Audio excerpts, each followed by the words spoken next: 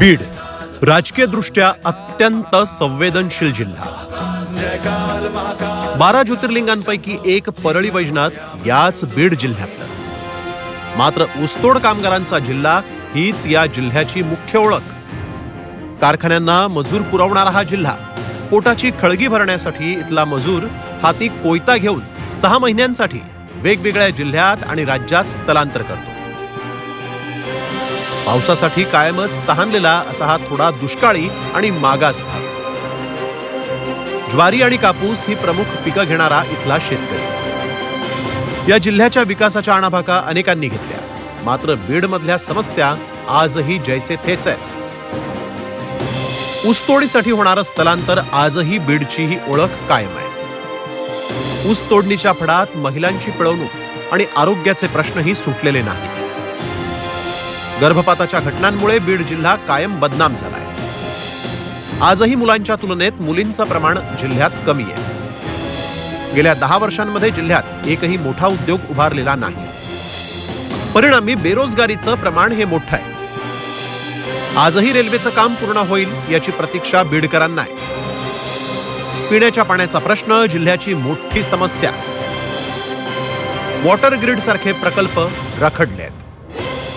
ताज्या आकडेवारीनुसार 18 लाखाहून अधिक मतदारसंख्या असलेल्या बीड लोकसभा मतदारसंघात मराठा, ओबीसींमधला वंजारा समाज आणि धनगर समाज निर्णायक भूमिकेत असतो. जरांगेंच्या मराठा आंदोलनात बीड धगधगतं राहिलं होतं. त्यानंतर जरांगेंनी बीडमध्ये दौरे, सभांच्या माध्यमातून आक्रमकपणे मांडलेला मराठा आरक्षणाचा मुद्दा याचाही परिणाम यंदाच्या लोकसभा निवडणुकीवर होण्याची शक्यता नाकारता येत नाही. 2009 पासून भाजपच्या ताब्यात असलेला हा मतदारसंघ आजही भाजपचा गड मानला जातो.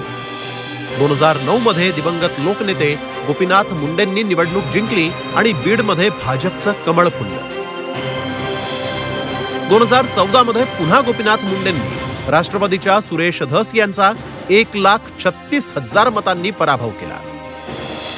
गोपीनाथ मुंडेंच्या निधनानंतर झालेल्या या पोटनिवडणुकीत मुंडेंची कन्या प्रीतम मुंडेंनी काँग्रेसच्या अशोकराव पाटलांचा विक्रमी 6,96,000 मतांनी पराभव केला.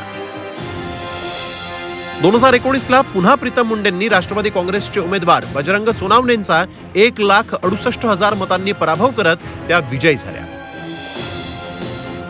सध्याच्या घडीला बीडमधल्या 6 पैकी परळी, माजलगाव, आष्टी, बीड या 4 मतदारसंघात राष्ट्रवादी काँग्रेसचे आमदार आहेत. तर केज आणि गेवराई हे 2च मतदारसंघ भाजपच्या ताब्यात आहेत. बीडमध्ये प्रत्येक निवडणुकीत भाजप विरुद्ध राष्ट्रवादी असा सामना रंगायचा.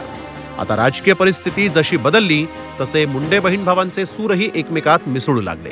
अनेक कार्यक्रमात पंकजा मुंडे, धनंजय मुंडेंचं मनोमिलन पाहायला मिळालंय. त्यामुळे आता ही निवडणूक एकतर्फी होणार की शरद पवार मराठा चेहरा देऊन मोठं आव्हान निर्माण करणार याची उत्सुकता आहे. यंदा प्रीतम मुंडे यांच्यासह पंकजा मुंडेंचं नावही चर्चेत आहे. तर दुसरीकडे राष्ट्रवादी शरदचंद्र पवार पक्षाकडून नरेंद्र काळे, ईश्वर मुंडे आणि सुशीला मोराळेंची नावं चर्चेत आहेत. प्रीतमताईंना राज्यसभा आणि पंकजाताईंना लोकसभा अशी चर्चा होते. तुम्ही आता निरीक्षक कोणी केली चर्चा? बघा, त्या व्यक्तीचं जर नाव समजलं तर मग आपल्याला योग्य पद्धतीने त्याच्यावर अभिप्राय देता येईल. शेवटी आज तर मी जनतेचा अभिप्राय घ्यायला आलो आहे. चर्चा कोणी केली हे नाव सांगितलं म्हणजे अमितभाईंनी केली असेल तर मग एकदा मी विचारून घेतो. पर्यंत काम केलेलं आहे आणि नुसतं पक्षाचं काम केलेलं नाही तर पक्षाच्या विद्यार्थी आघाडी, युवक आघाडी, डॉक्टर सेल ह्या आणि पदवीधर संघटना, पक्षाची मुख्य संघटना याच्यामध्ये काम केले.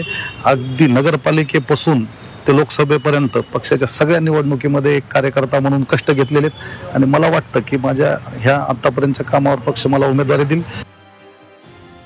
गेली 15 वर्ष बीड भाजपचा गड आहे. त्यातच या गडाला आता धनंजय मुंडेंच्या कार्यकर्त्यांची रसद मिळाली आहे.